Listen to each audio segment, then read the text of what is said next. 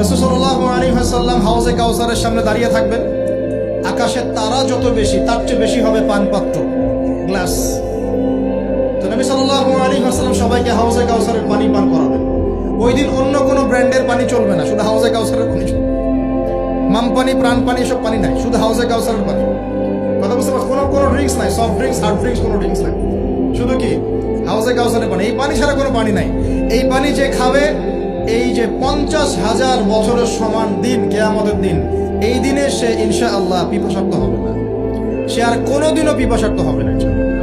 আর যে ব্যক্তি পান করতে পারবে না, তার কি অবস্থা সেটাই বুঝতেই পারছেন।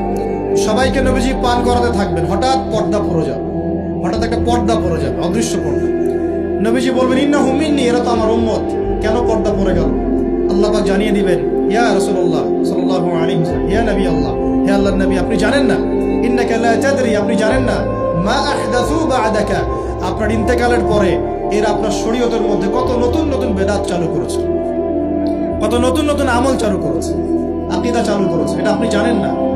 ইন্নাকা লা তাদরি মা আহদাসু বা'দাক, সহিহ বুখারীর মধ্যে হাদিস আছে। নবীজি তখন বলবেন, সুহকান সুহকান, দূর হও দূর হও, লিমান গায়্যারা বা'দি, যারা আমার পরে দিনকে পরিবর্তন করেছো তারা দূর হয়ে যাও। প্রিয় ভাইয়েরা, আমরা নিয়াত করতে পারি তো ইনশাআল্লাহ যে আমরা জীবনের প্রতিটা ক্ষেত্রে রাসূলের সুন্নাহ মেনে চলার চেষ্টা করবো ইনশাআল্লাহ। এবং ইসলাম মানে আত্মসমর্পণ, আল্লাহর সামনে নিজের ইচ্ছাকে সমর্পণ করে দিব ইনশাআল্লাহ। কতটুকু পারবো না পারবো সেটা পরে, আগে আত্মসমর্পণ করবো, ইনশাআল্লাহ আল্লাহ পাক রাস্তা দেখাবেন ইনশাআল্লাহ।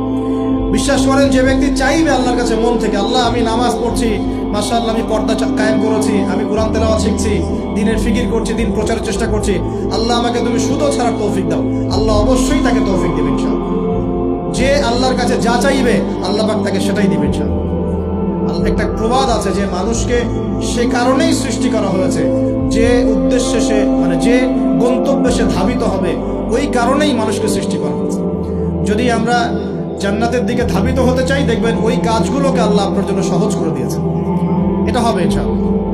আপনি শুধু একবার মন থেকে আল্লাহর দিকে ফিরে আসেন, আল্লাহ আপনাকে সময় দিবে, আল্লাহ আপনাকে রিজিক দিবে, আল্লাহ আপনাকে ওস্তাদ দিবে, আল্লাহ আপনাকে বন্ধু দিবে, আল্লাহ আপনাকে পরিবেশ দিবে, আল্লাহ আপনাকে দিন শেখা সহজ করে দিবে, হালাল রিজিকের পথ করে দিবেন, নেককার স্ত্রী দিবেন, নেককার সন্তান দিবেন, আল্লাহর পথে কাজ করার ট্র্যাক দিবেন, সবই আল্লাহ ব্যবস্থা করে দিবেন সব। এইটা ডিপেন্ড করে কার চাওয়া কত প্রগাঢ়, এর উপর ডিপেন্ড করে। যে যত বেশি জোর খাটিয়ে আল্লাহর কাছে চাইতে পারবে, আল্লাহ পাক তাকে তত বেশি দিবে ইনশাআল্লাহ, দিবেন। এটা 100% ফিক্স করে রাখে ইনশাআল্লাহ। আল্লাহ পাক আমাদের সবাইকে পরিপূর্ণ মুসলিম হওয়ার তৌফিক এনায়েত করুন। প্রিয় ভাইরা, যেখানে ছিলাম, আইয়ামে জাহিলিয়াতে এমন শিরক ছিল, এক না